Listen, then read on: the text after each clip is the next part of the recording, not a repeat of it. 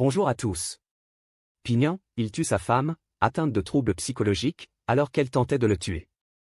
Explication dans cette vidéo. Dimanche 23 juin. Plusieurs gendarmes se présentent devant une maison de Pignan, près de Montpellier.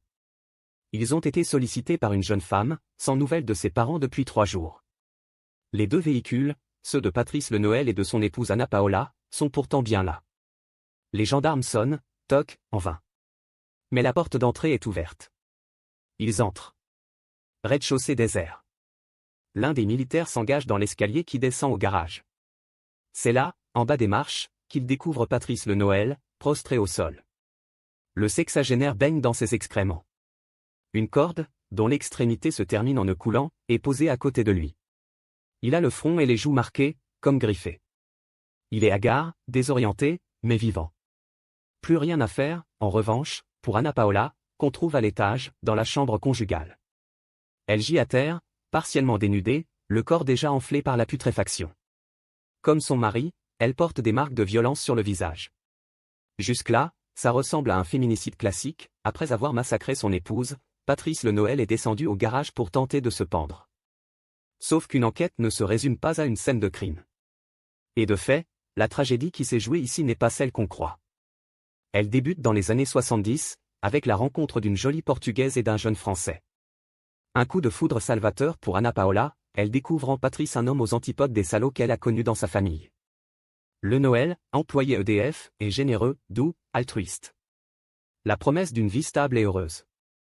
Le couple s'installe à Pignan et fait 3 enfants, Stéphane, Romain et Bérénice. Les 12 premières années de vie commune sont sans nuages. Mais Anna Paola, hélas, porte en elle des blessures qui ne peuvent guérir. Frappée durant son enfance par son père, violée plusieurs fois par son beau-frère. Elle commence, à l'approche de la trentaine, à montrer des signes de défaillance psychologique. Diagnostiquée maniaco-dépressive, bipolaire, elle fait de nombreux séjours en hôpital psychiatrique. Son état ne s'améliore pas. Elle sombre. D'abord dans l'alcoolisme, puis dans une forme de folie. Pour Patrice, le chemin de croix commence. Parmi les troubles d'Anna Paola, il y a cette frénésie sexuelle qui la pousse à coucher avec tout ce qui bouge. Les pères des autres gosses à l'école, des collègues de travail et même un voisin, pendant plusieurs années. Anna Paola ne s'en cache pas. Tout le quartier le sait. Elle prend même un plaisir sadique à raconter ses petites sauteries à Patrice, dans les moindres détails. Cocufié à n'en plus finir, le pauvre type encaisse sans broncher. Il est conscient qu'Anna est avant tout malade, victime de crise de démence. À plusieurs reprises, elle l'agresse avec un couteau, menaçant de le tuer. D'autres fois, c'est la vaisselle qui vole, les griffures, les coups. Ce climat d'angoisse n'épargne pas les enfants. Un jour, Stéphane, l'aîné, rentre de l'école et trouve sa mère au lit en plein ébat avec l'un de ses amants. Une autre fois, Romain, le cadet, doit la conduire à l'hôpital après une énième tentative de suicide. Certaines nuits, la mère de famille déambule toute nue dans la maison, en poussant des cris de bête sauvage. Durant toutes ces années, Anna Paola alterne les phases dépressives, qui la plongent dans l'abattement extrême. Et les phases maniaques, durant lesquelles elle multiplie les achats compulsifs, les amants et les scènes de violence. Au milieu de cette tempête, Patrice tient la barre, vaille que vaille. Il lui arrive parfois d'envisager le divorce. Mais à chaque fois, par amour, mais aussi dans l'espoir qu'un psychiatre trouve enfin le bon traitement, il reste. Les enfants, eux, quittent le toit familial dès leur majorité. Ils s'enfuient.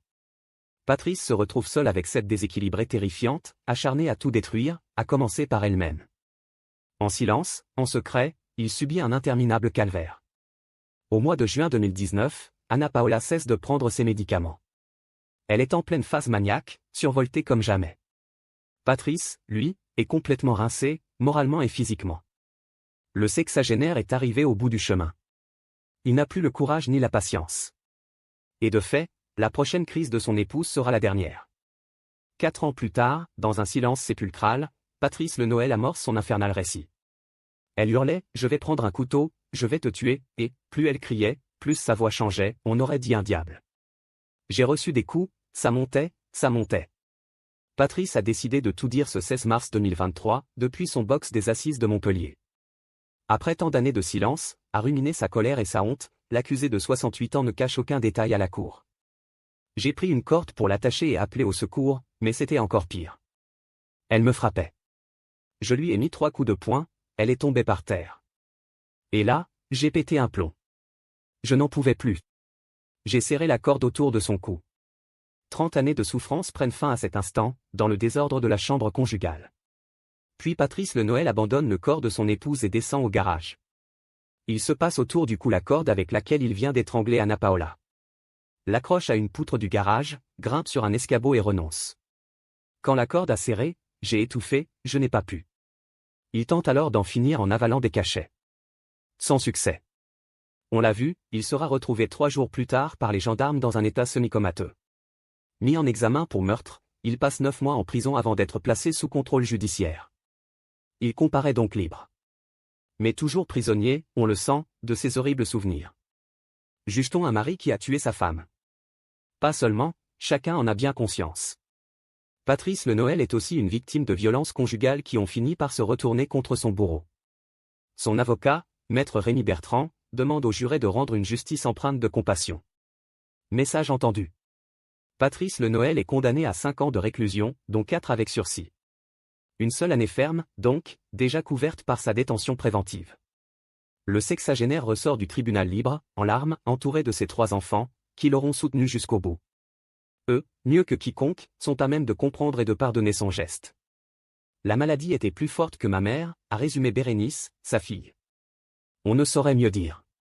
Dans son réquisitoire, l'avocat général a décrit une affaire atypique et exceptionnelle. En la jugeant avec humanité, la justice est sortie grandie. Elle a montré qu'elle savait discerner et ne pas appliquer pas aveuglément la loi. Qui s'en plaindra? Merci d'avoir regardé, n'hésitez pas à partager la vidéo avec vos amis et à vous abonner à notre chaîne pour ne manquer aucune de nos futures vidéos.